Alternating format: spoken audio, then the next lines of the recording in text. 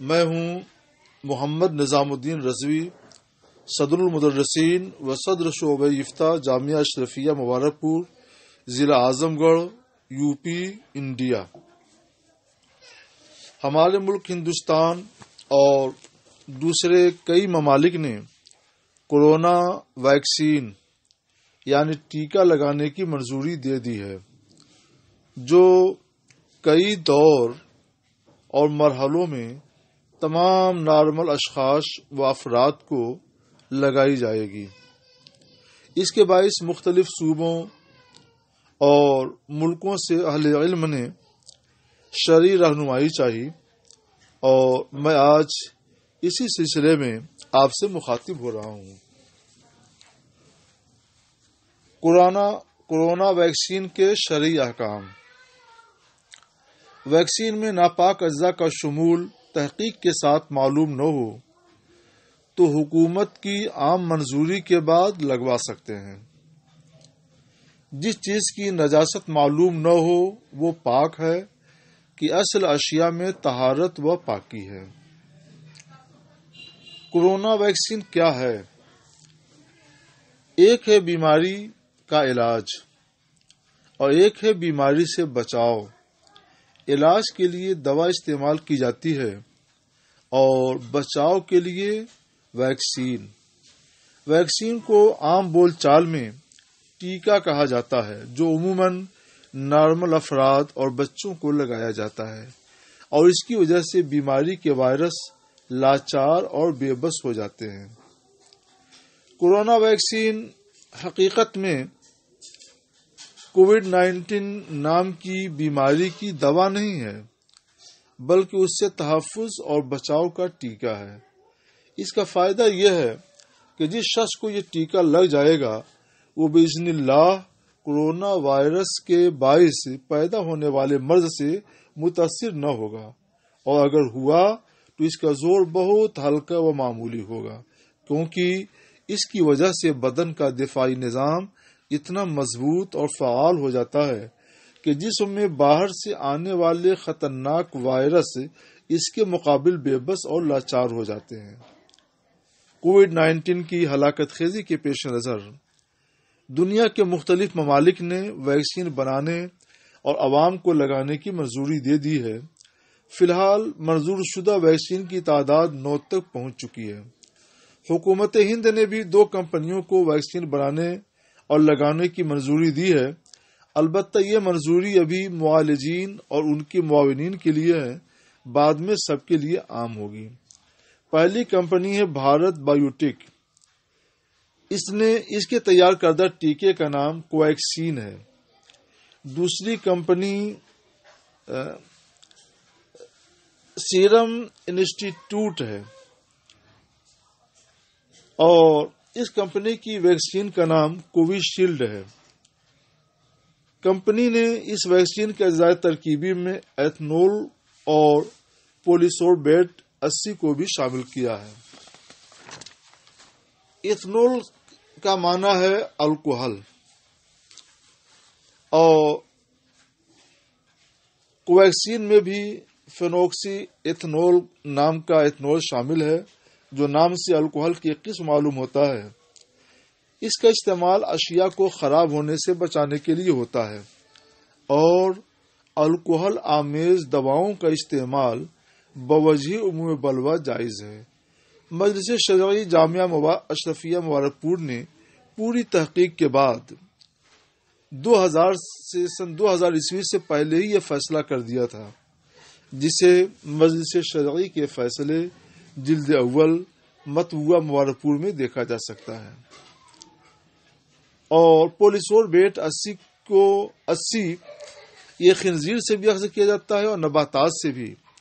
خنزیر سے اخذ کیا ہوا جز حرام اور نباتات سے حاصل کیا ہوا حلال، مگر فی الحال یہ تحقیق نہیں ہے کہ کووشیلڈ میں کون سا پولیسوربیٹ شامل ہے۔ اتنا کہا جا سکتا ہے کہ یہ ہمیں نہیں معلوم ہے کہ پولیسوربیٹ خنزیر کا جز ہے، ہو سکتا ہے وہ نباتات پیڑ پودوں کا جز ہو۔ شرعی احکام۔ کورونا ویکسین ہو یا کوئی بھی نئی دوا، اس کا حکم شرعی جاننے کے لیے بنیادی طور پر دو باتوں کا علم ضروری ہے۔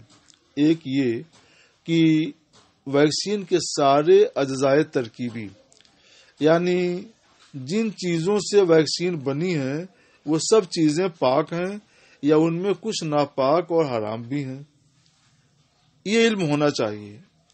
دوسرا یہ کہ اس کا سائیڈ ایفیکٹ، منفی اثر، ضرر معمولی ہے یا سنگین ہے یا انتہائی سنگین ہے۔ معمولی ہو جیسے ٹیکے کی جگہ پر سوجن، ہلکا بخار، جسم میں درد، گھبراہٹ جو تھوڑی دیر میں ختم ہو جاتا ہے۔ سنگین منفی اثر جیسے شدید بخار، شدید الرجی،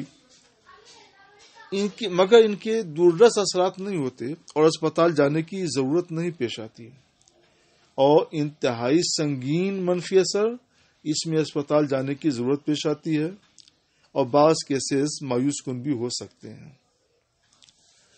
ویکسین کا حکم اجزائے ترکیبی کے لحاظ سے، اجزائے ترکیبی یعنی جن چیزوں سے ویکسین بنائی گئی ہے وہ چیزیں، وہ اجزاء پاک ہیں یا ناپاک، اس کا علم کمپنی یا اس کے متعلقہ افراد کے بتانے سے ہوتا ہے، اور دونوں کمپنیوں نے اپنے ویکسین کے اجزائے ترکیبی اپنے ویب سائٹ پر شائع کر دیے ہیں، مگر ان سے جزم اور یقین کے ساتھ یہ نہیں معلوم ہوتا کہ ان میں کوئی چیز ناپاک یا حرام ہے، اس لیے حکم جواز کا ہوگا۔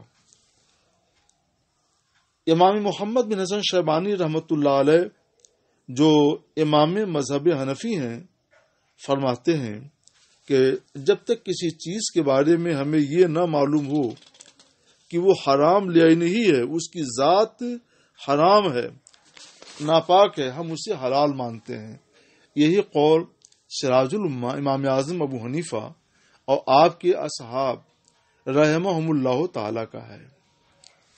اصل میں شریعت طاہرہ کا ضابطہ یہ ہے کہ جس چیز کی نجاست اور حرمت معلوم نہ ہو وہ پاک و حلال ہے، کیونکہ مدار نجاست علم پر ہے اور مدار طہارت نجاست سے لا علمی پر، یعنی نجاست معلوم نہیں ہے تو شریعت اس کو پاک مانتی ہے۔